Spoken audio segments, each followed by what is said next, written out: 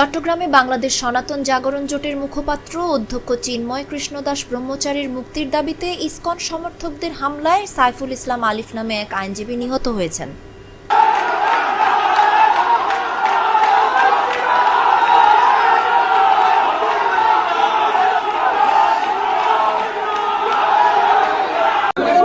আইনজীবী অ্যাডভোকেট সাইফুল ইসলাম আলিফকে সন্ত্রাসী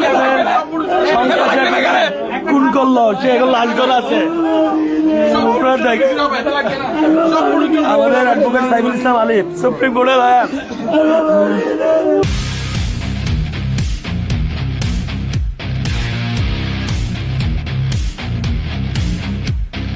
ইলিয়াস হোসেন এবং পিনাকি ভট্টাচার্যের স্বপ্ন পূরণ হবার পথে ওনারা দীর্ঘদিন ধরে, দীর্ঘ মাস ধরে, ইনফ্যাক্ট দীর্ঘ বছর ধরে বাংলাদেশে একটা সাম্প্রদায়িক দাঙ্গা লাগানোর চেষ্টা করে যাচ্ছিলেন। কনগ্রেচুলেশনস, আপনারা আপনাদের সেই সাফল্যের করে পৌঁছে গেছেন। দেশে এই মুহূর্তে একটা ধর্মীয় দাঙ্গা লাগতে যাচ্ছে এবং সেটা লাগতে যাচ্ছে আপনাদের ম্যানুফ্যাকচার্ড ইসকনকে কেন্দ্র করে। এই ইসকন এক জিনিস একদম চোখের সামনে, লাইক আউট অফ নোয়ার, একদম শূন্য থেকে এই জিনিস পয়দা করলো এরা। ইলিয়াস হোসেনের হাত ধরে উনি একটা ডেডিকেটেড আলোচনা করছিলেন ইসকনকে নিয়ে, কীভাবে ইসকন কী করতেছে দেশে।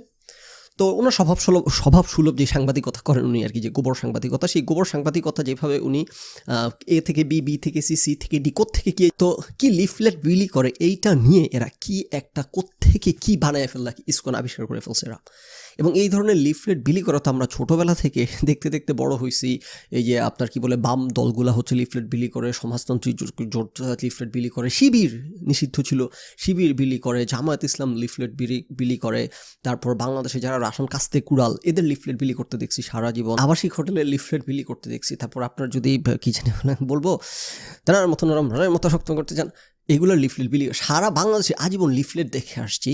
তো এর মধ্যে হঠাৎ করে এই লিফলেট কি হয়ে গেল যে এটা থেকে ভারতের, তো যাক নিয়ে কথা বলো, বেশি সময়ের অবচয়, আমরা আসল আলোচনায় আসি। তো এই তিলকে তাল বানায় এরা এত বছর ধরে ইসকন করে যাচ্ছে এবং এত বছরেও এরা কোনো কনক্রিট কনভিন্সিং কোনো কিছু প্রডিউস করতে পারে না, কিচ্ছু না, যে একটা জিনিস দেখে যে আসলে ইসকন কনসার্নিং কিছু, আসলে এরা দেশবিরোধী কিছু কর্মকাণ্ডে লিপ্ত আছে। তো অনলাইনে তো এরকম অনেক রকম গান্ডুই আমরা দেখা পাই, যারা হইতেছে ম্যাপ আঁকে যে অখণ্ড ভারত করব আমরা, যারা ম্যাপ আঁকে যে হইতেছে কি জানি বাঙালি, এরকম বাংলাদেশেও তো প্রচুর গান্ডু আছে যে কি জানি মায়ানমারকে দখল করে ফেলবো আমরা, ম্যাপ আঁকে সেটার মধ্যে মায়ানমারকে ঢুকায় ফেলে, ম্যাপ বানায় যেটার মধ্যে 7 সিস্টার্সকে ঢুকায় ফেলে, তারপর হচ্ছে ম্যাপ বানায় যেটার মধ্যে হইতেছে কি জানি গাজওয়াতুল হিন্দ পুরাটা মিলে একটা খেলাফত প্রতিষ্ঠা করবে, এরকম ম্যাপ বানায়। এরকম গান্ডু অনলাইনে তো সকল দিকেই আছে, সেইগুলাকে ফুলায় ফাপায় ইনফ্লেট করে, এক্সাজিরেট করে, এক্সটেন্ড করে, এক্সট্রাপোলেট করে এরা কি একটা গুজব বাহিনী এরা তৈরি করছে।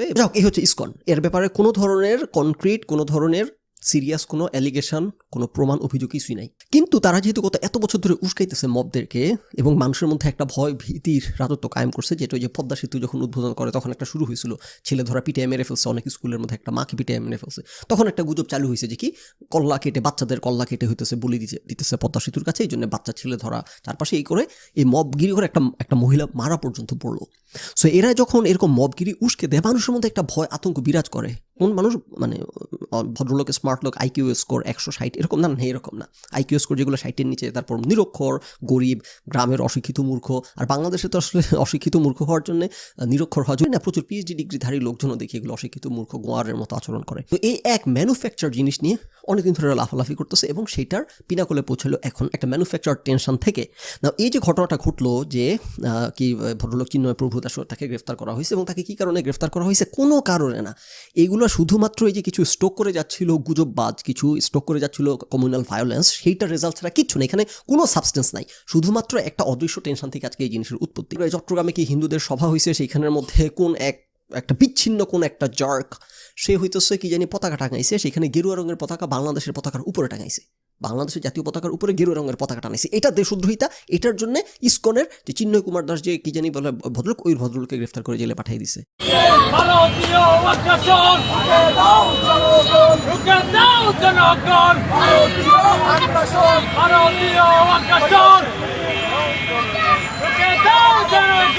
তার মানে এগুলো কোনো রিয়েল অভিযোগ না। এইখানে হইতেছে মানে গাছে লতায় পাতায় কারণ বানায় যে একটা কমিউনাল একটা টেনশন তৈরি করে রাখা হয়েছিল দীর্ঘদিন, সেটাকে ব্যবহার করে এখানে একটা হইতেছে মব মবগিরি করে বেড়াচ্ছে।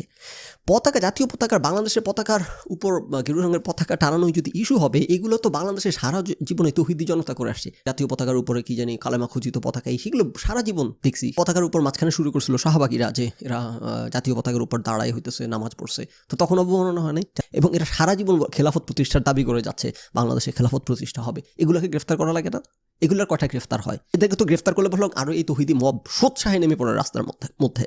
তো যেটা হচ্ছে বেসিক্যালি এরা 90% মুসলিমের দেশ, যেটা ওরা খুব বুকফুল উঁচায় যে অসভ্যতাটা এরা করে, যে আমাদের 90% মুসলিমের দেশে হইতেছে জোর যার মূল্যকদার। নাও এই ঘটনাটার পেছনে যে একটা হত্যাকাণ্ডের ঘটনা ঘটলো, এটার পেছনে কোনো সুদূর প্রসারী ষড়যন্ত্র আছে কিনা, এবং কোনো এটা কোনো প্রি ডিটারমাইন্ড কোনো মার্ডার কিনা, এখানে হত্যার ঘটনাটা কী কারণে ঘটছে সেখানে কয়েকটা ভাগে আসি। ওনাকে ছাড়াই নিতে আসছে, সেইখানে মানলাম স্কুলের লোকরাই হইতেছে খুন করছে, কোপায় মারছে। এরকম ঘটনা কি বাংলাদেশে নতুন? অহরহ ঘটতেছে বাংলাদেশে, অহরহ কি জানি মব হইতেছে, এরকম মেরে ফেলে, কোপায় মেরে ফেলে। তাহলে এইখানের ঘটনাটা এত সেন্সিটিভ কেন হয়ে গেল?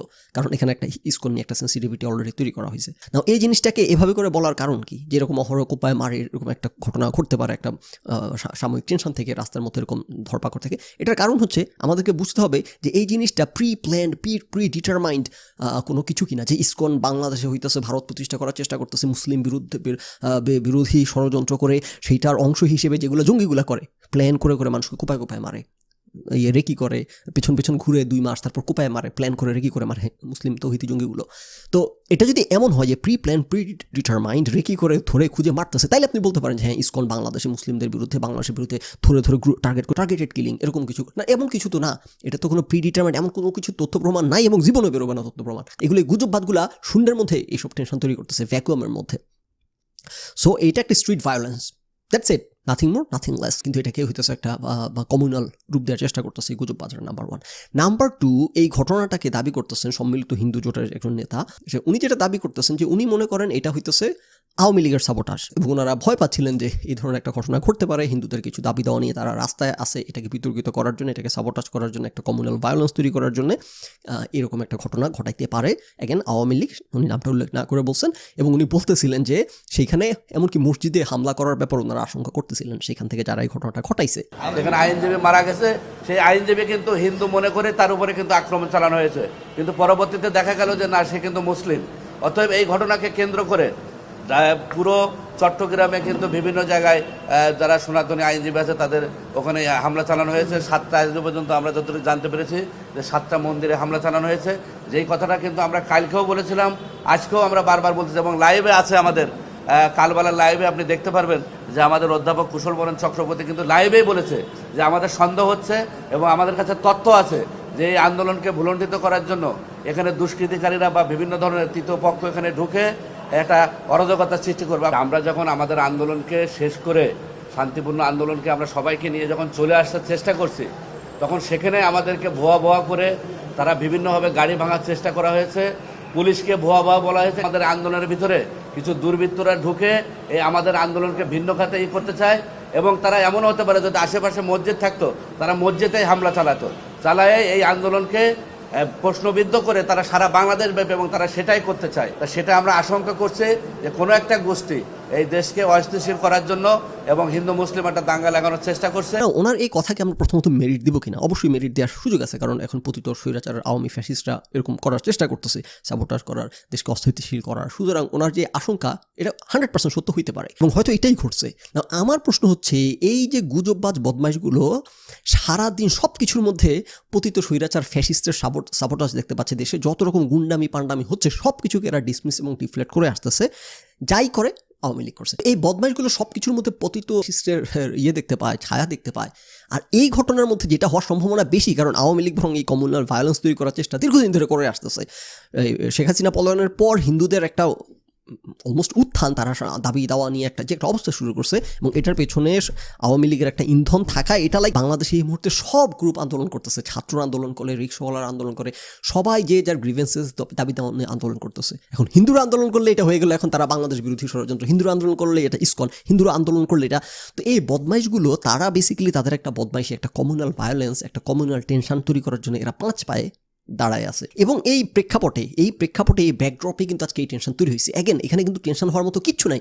আজকে যে একটা যুদ্ধান্তে এই অবস্থা তৈরি হয়েছে, এই পুরা জিনিসটা ম্যানুফ্যাকচার। এরা এখন ব্যাক ক্যালকুলেশন করে, এরা এখন রিভার্স ইঞ্জিনিয়ারিং করে প্রমাণ করার চেষ্টা করতেছে যে এই যে দেখেন এতদিন যে আমরা ইসকনকে নিয়ে এত কথা বলে আসছি, এই যে দেখেন প্রমাণ। আসলে ঘটনাটা হয়তো পুরো উল্টা। এরা এতদিন ধরে একটা টেনশন তৈরি করছে, সেই টেনশনের কারণে হয়তো এখন ইসকন এবং মুসলিমদের মধ্যে একটা টেনশন চলতেছে। এবং এত বছর এরা গুজব ছড়ানোর পর এখন পর্যন্ত তাই স্ট্রিট ভায়োলেন্স একমাত্র তাদের রেফারেন্স পয়েন্ট, একটি স্ট্রিট ভায়োলেন্সের ঘটনা, যেটা সম্ভবত একটা আইসোলেটেড ইভেন্ট। এবং যদি বা আইসোলেটেড ইভেন্ট নাও হয়ে থাকে, এরা যেভাবে করে ইসকন করতেছে গত 2-3 বছর, তারা তো কর্নার ফিল করবে। তারা তো ফিল করবে যে তাদেরকে বিরুদ্ধে সারা দেশ যেভাবে লেগে আছে, সারাটা দিন সব কিছু, একটা কাক যদি পায়খানা করে গাড়ির উপর, সেটাও ইসকন।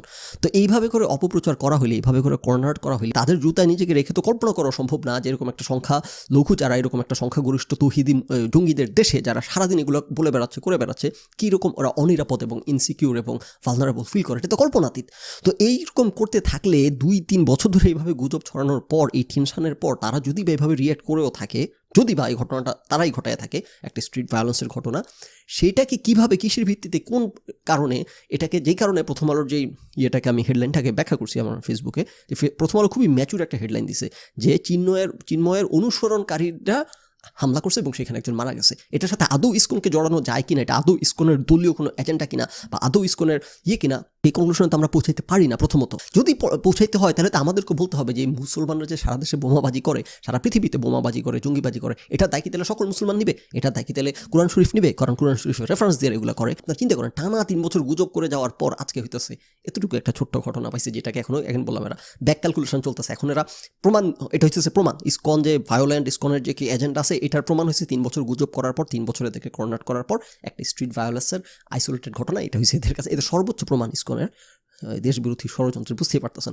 এবং আরেকবার মনে করার চেষ্টা করেন কি প্রমাণ, সেটা কি কারণে ভদ্রলোককে গ্রেফতার করা হয়েছে। একটা গেরুয়া রঙের পতাকা, কোনো এক বিচ্ছিন্ন কোনো একটা ওই ভদ্রলোক তো এই পতাকা টাঙায় নাই, এই একটা সভার মধ্যে থেকে কে টাঙাইছে, এই জন্য ভদ্রলোককে গ্রেফতার করে বসে আছে। এবং কেন এরকম একটা নন ইস্যু থেকে এরকম একটা ভদ্রলোককে গ্রেফতার করা হলো, যেখানে এখন দেশে কমিউনাল ভায়োলেন্সের মতো অবস্থা, টেনশন কেন? কারণ ইসকনের ব্যাপার একটা জুজু তৈরি করছে গত 3 বছর ধরে গুজববাজরা। সো এই পুরা জিনিসটা ম্যানুফ্যাকচার, এই পুরা জিনিসটা কিছু গুজববাজ মিলে এবং তাদের চেলারা মিলে তৈরি করছে।